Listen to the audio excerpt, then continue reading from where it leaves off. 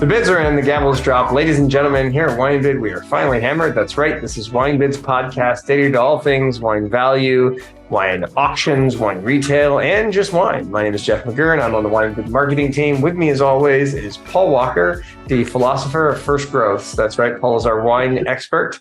He's an expert in all things wine. Welcome to the podcast, Paul. Today, we'll be talking about, we're doing an auction recap. We're talking about everything that sold this last week. I'm going to start with things that got a lot of bids, where we saw some movement in the market. Let's begin with this 2001 Pavillon Blanc du Margaux, which we had the reserve at $110. All four of the bottles that we had up for auction got bids. I mean, it got up to actually 9 bids, and they all ended up selling for about $170 a piece, right?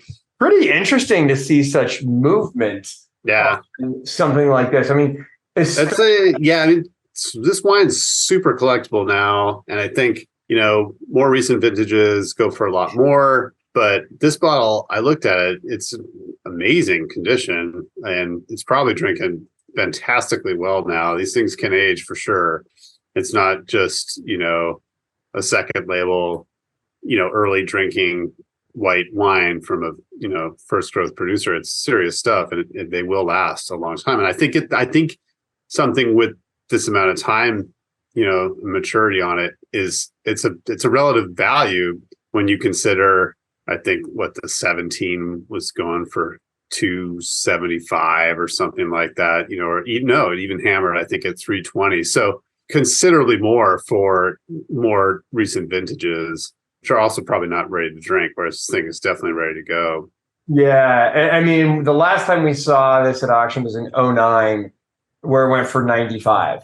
2009 was the last time? That's a long time ago. That was a long, it's been a minute. And I mean, a bottle like this at 110, I mean, that was going to be a steal if it sold at 110. Fascinating to see that we sold through a half a case of 2019 cake bread. Well, started at $45. $45 is a pretty darn good deal. It's a great price for 29 for cake bread. 2019 great vintage. And it's still, that winery still has a tremendous following, and so I think it's funny because it'll push up the default reserve a little bit. They all sold at 60, it looks like. So 60, 65. Yeah. So what, 15, $15 more than reserve, $60 still, that's got to be substantially less than what it costs at the winery, I would imagine. We've got this 2013 Comte Lafon Merceau Corsos. Started at two of those, started at 185. 8 bids took them to about 260. Well, I think one sold for 260, one sold for 250, but a lot of movement on this bottle as well. Yeah, it's a rare one.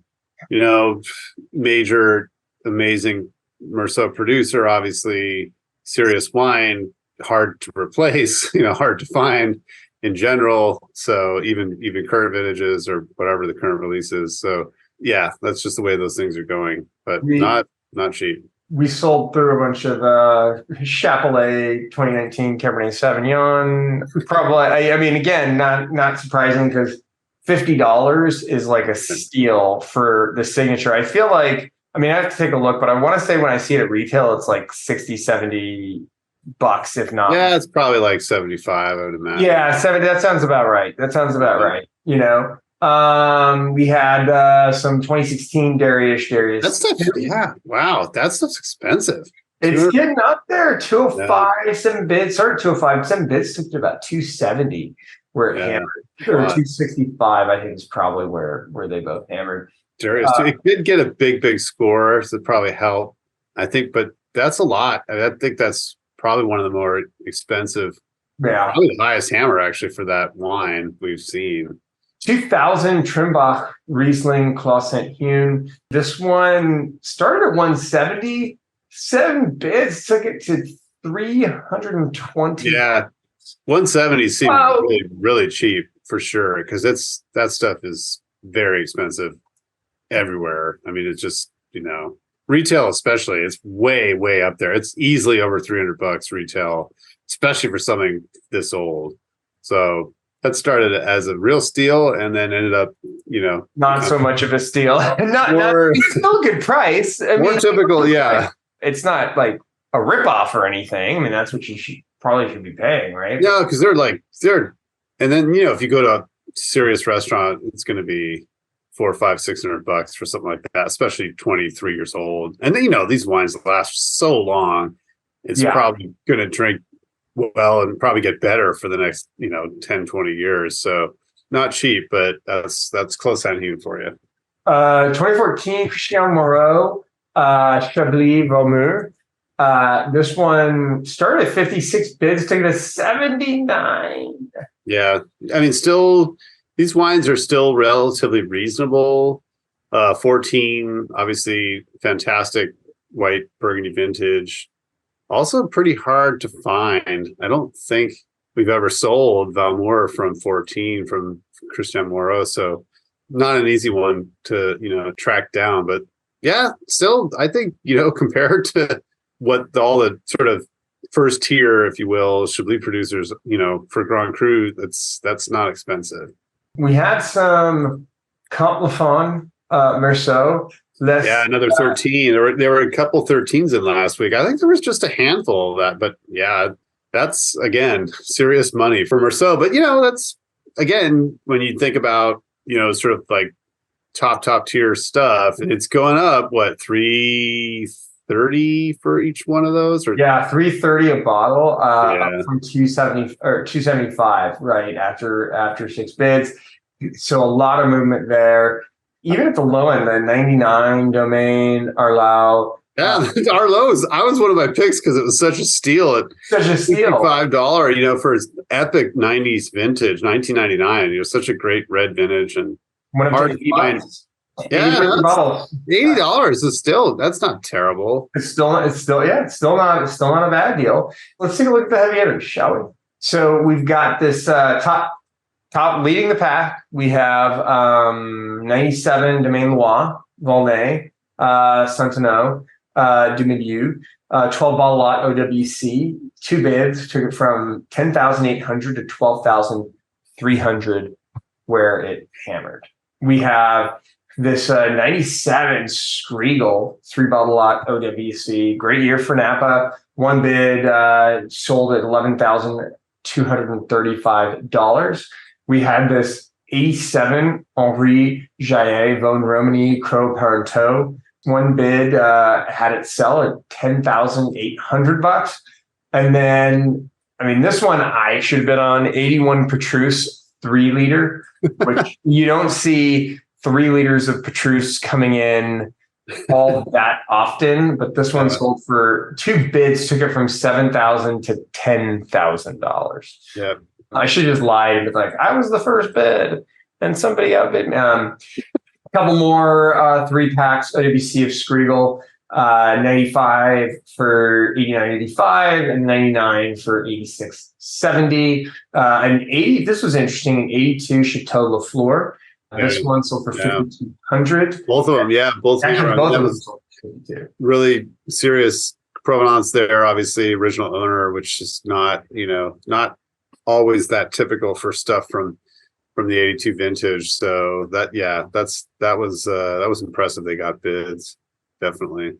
87 Jaillet Nuit Mourgère. This one sold for $4,850, and then a mag of 92 Petrus sold for $3,800. And there was a little bit of action on the 88 Coche de Riz Corton Charlemagne. Took it from $2,770 to $3,070. And then I will cap it off before handing it over to you. I'll actually mention 2 things. 1990 Opus 1 6 liter, which sold for $3,045, which I believe I mentioned.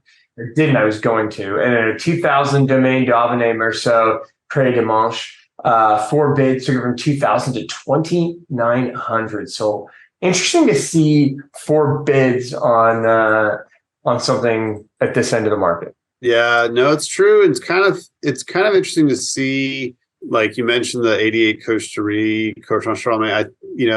To see a couple bids on that, because there have been some examples recently, and I think some of these very top tier wines, the price is fluctuating a little bit with the market, but Now, and Dauphiné just keeps going up and up and up and up. That's just extremely valuable stuff these days. There was a lot of really serious wine last week, actually, because you mentioned a couple Henri Jaillé bottles. I think that 87 Nuit Mergère, rare one to begin with, but 4850. I mean, that's surpassing serious. I mean, it's Premier Cru red Burgundy, right? And it's far and away more expensive than many Romanée Conti wines. So it shows you just how valuable these Henri Jaillé wines are these days. But yeah, there was a couple other interesting things. I think there was a bottle of 2012 McDonald last week that hammered at $775. So that stuff keeps going crazy. And I think, obviously 12 is a ways out for them,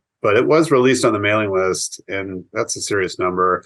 There was this Palacios La Faraona. I think I mentioned it last week. And there was another bottle hammered for $615 again this past week as well. And 71 Bartolo Mascarello Barolo hammered for $685. That was a pretty impressive one.